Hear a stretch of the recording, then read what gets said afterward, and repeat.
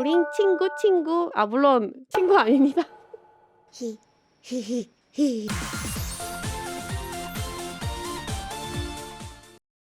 최근에 본 건데요. 제가 SNS에서 그림을 보다 보면은 일러스트들 사이에 가끔 이렇게 책 광고 같은 게 보여요. 근데 그 중에서 요 책이 종종 보였는데 바로 요 책입니다. 짜잔!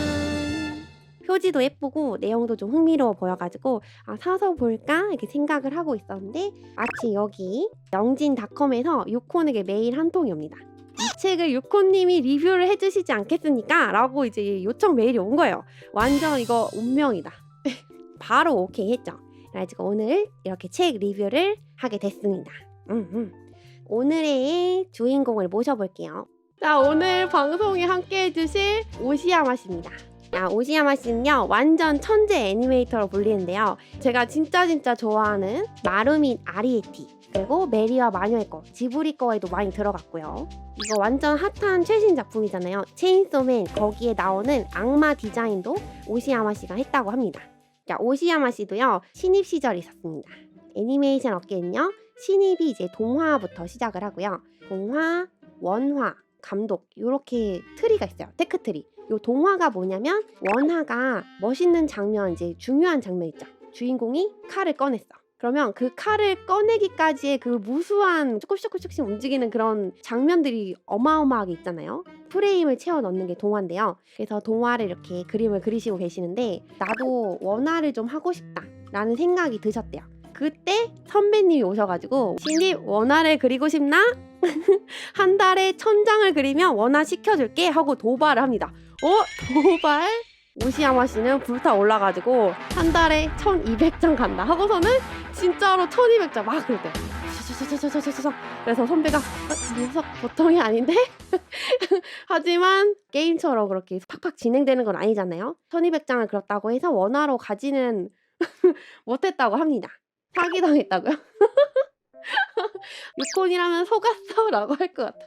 유콘은요, 1000장을 그리라고 하면은 1000장 할 수 있지 하고서는 와라라라 그리다가 1000장 그려야 해 파들 킥 1000장 그리다 사망. 이런 천재 오시야마 씨랑요, 유콘이랑 똑같은 점이 있습니다. 우린 친구. 아, 물론 친구 아닙니다. 아무튼 저랑 오시야마 씨랑 똑같은 점이 있는데요. 오시야마 씨는요, 드래곤볼을 되게 좋아해서 학교 다닐 때 수업 시간에 드래곤볼 낙서를 엄청 했대요. 마찬가지로 초등학교 때 이누야샤를 엄청 그리면서 그림에 대한 꿈을 키웠죠. 역시 모든 그림쟁이의 시작은 낙서 맞습니다. 맞아요. 제가 초등학교 4학년 때 전학을 왔거든요. 아무래도 친해지는 시기를 놓쳐가지고 친구를 못 사귀었어요. 그래서 혼자서 쉬는 시간에 낙서를 이제 그리기 시작하는데 그거를 보고 친구들이 다가와가지고 말을 걸어주기 시작하는 거예요.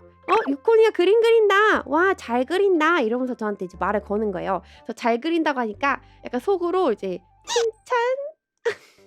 친구들이 뭐 그려달래요. 가영이 그려주라. 그럼 가영이 하면서 이제 그림 그려줘. 그러다가 이제 남자애들이 와가지고는 나도 그려줘 라고 하면서 나는 드래곤볼에 나오는 용 그려줘 이런 애가 꼭 있어. 그러면은 용은 안 그려왔는데 용 하면서 이렇게 지렁이 같은 걸 그려가지고 이제 집에 와가지고 용 연습해 놓을까 이러면서 집에서 연습하고 그랬었어요. 유콘이 이런 경험을 한 것처럼 오시야마 씨도 어릴 때 이렇게 칭찬을 받았던 경험이 쌓여가지고 이제 그림을 직업으로 삼게끔 하는 그런 긍정적인 동기부여가 되셨다는데 저도 똑같은 것 같아요. 그리고 이번에는 오시야마 씨랑 이런 얘기에 대해서도 개성에 관한 건데요. 그림 그리는 사람들 다들 한 번씩 고민하거든요. 내 그림에 개성이 없으면 어떡하지? 그리고 또 모작을 했는데 참고를 하고 하다가 내 개성이 사라지면 어떡하지? 이렇게 개성에 대해서 오시야마 씨가 말씀해주신 부분이 있습니다. 바로 개성은 비법 양념장이다. 그림을 오래 그릴수록 비법 양념장처럼 그 나만의 그림 개성이 자연스럽게 생길 수밖에 없는 것이다. 이런 거죠. 닮고 싶은 롤모델 작가님 있잖아요. 근데 요거를 아무리 모방하려고 해도 이 모든 것을 모방할 수는 없고 받아들이는 부분이 있고 그 받아들여지지 않는 부분이 자연스럽게 분리가 된다고 해요. 저도 여기는 굉장히 동의를 하는데 제 그림을 주변 사람들이 보게 되는 경우가 좀 생겨요. 그러면 갑자기 까똑 이거 유콘 선배 그림이죠? 딱 보고 알았어요 라고 이제 얘기를 하는 거야. 어떻게 알았지? 그러면은 이제 유콘 선배는 10년 전이나 지금이나 개성이랑 느껴지는 분위기가 딱 보면 알아요 하면서 이제 말을 해주면 이제 약간 부끄러 그렇게 취향이 소나무인가? 다음은 뭐죠, 오시야마 씨? 다음 파트는요, 도구입니다. 도구에 대한 집착은 사람마다 다르지만 공통적으로 도구는 기분의 문제다. 이게 무슨 뜻이냐면 마음에 드는 도구를 써가지고 기분이 좋아지면 그게 일하는 능률에 도움이 된다. 기분까지도 도구로 활용한다. 제가 이거를 쓰고 있다는 거를 확신을 한 게 유콘 특 기분이 안 좋으면 작업을 잘 못함. 기분이 안 좋은 유콘이 있습니다. 기분이 좋아져야겠다는 생각을 해요.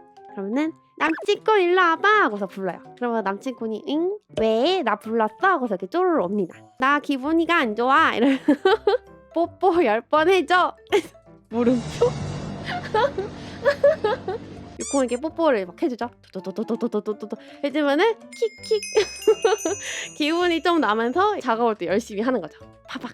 천재 애니메이터이자 감독이신 오시야마 씨가 이렇게 해서 작업 스케줄을 지킬 수 있다면 그거는 높은 프로 의식은 가진 것이다 하고서 이제 칭찬해줍니다. 100점.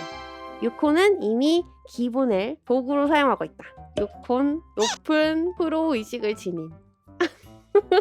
이렇게 해석할 수 있다는 것입니다. 자, 다음 얘기는 뭐죠, 오시야마 씨? 물은 파란색이 아니다.